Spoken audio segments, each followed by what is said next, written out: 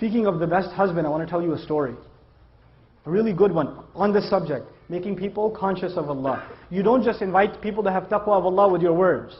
Your character says a lot. A friend of mine, he became a friend actually on a short trip, told me about how he was raised in a Muslim family. He's Guyanese origin, and in Guyana there's Muslims that are committed, and there's Muslims that have mixed their religion with Hinduism, and some Muslims that are just Muslim by name, and they've completely almost lost everything of the religion. They almost know nothing of the religion. And he was of the latter type. He almost knew nothing about the religion.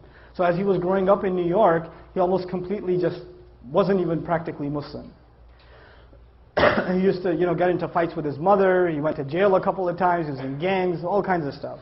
Later on in life, he decides he wants to, he's looking for God. And he knows, at least by name, he's Muslim. I think his name was Muhammad or something, right? By name, he's Muslim, so he should look into what religion first? Islam. So he starts looking into Islam, starts going to the masjid, starts learning how to pray again, becomes more serious. At the time, he was, he had married his girlfriend who was Christian or whatever. Right? He starts becoming more serious about the religion. And then his wife notices that he's praying. And the beer is gone from the fridge. And he's not going out with his drinking buddies. And he doesn't go to Atlantic City on the weekends. He's a different guy.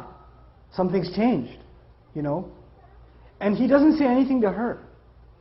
Just on his own, he didn't yell at her, didn't tell her to, put a hijab on or whatever, lose all her friends. He didn't do any of that. He went to a scholar, and I make dua for the scholar that he went to. He didn't tell me his name, but he said, I went to my scholar, and I told him, look, I'm becoming more and more aware of Islam, but my wife, of course, is a Christian, and she's not even a practicing Christian. She's just kind of what I was before. She's exactly like I was before. How do I help her? He said, don't tell her a thing about Islam, just be the best husband you can be. And to do that, just study what kind of a husband the Prophet was. Just do that. Don't worry about what you need to tell her. Worry about being the best possible husband, and that is the sunnah of the Messenger. The Messenger would buy his wife gifts. The Messenger would joke with his wife. The Messenger would spend time with the mother of the believers. The Messenger would praise and compliment the mother of the believers. I'm mentioning that on purpose, guys. He would compliment them. You guys eat the first morsel of food in iftar, like, And the wife says, what? You go, nothing. Right?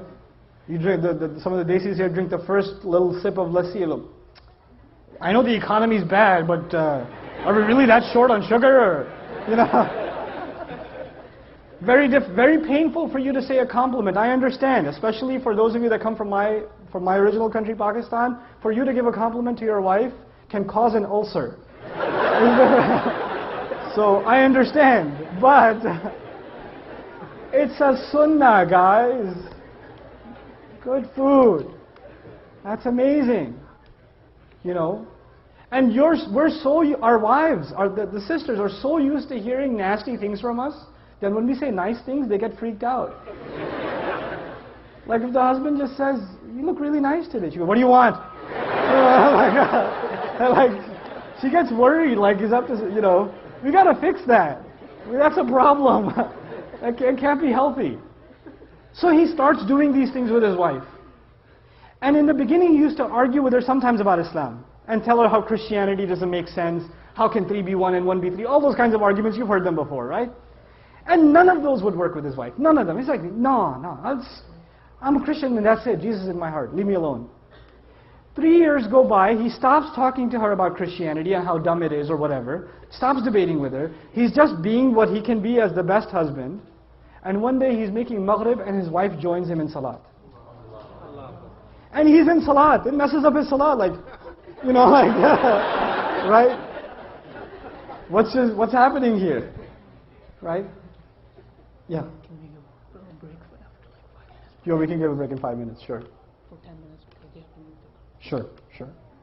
So, he gives, after salat, he looks at her and he goes, what happened? And she goes, what? Nothing. And he goes, no, you have to tell me what happened. And of course she says what pretty much any wife would say, it's complicated. Alright? But eventually she tells him, and she tells him, look, I've never seen a husband like you. My dad wasn't like that. I've never seen a father like you. The way you are with our child, I've never seen a father be like that. It's so beautiful. This religion can't be wrong. It can't be wrong. This is ittaqullah. You see how aware you are of Allah in your life. Right? It's not how many ayat you've memorized, how many ahadith you know, how much knowledge you can spit out at someone, how many quotes from scholars you can deliver. It's not about that. Now, how are you living your life? People can see that. You're calling people to the taqwa of Allah. حَقَّ تُقَاتِهِ وَلَا تَمُوتُنَّ إِلَّا وَأَنْتُمْ مُسْلِمُونَ. And that's the next part.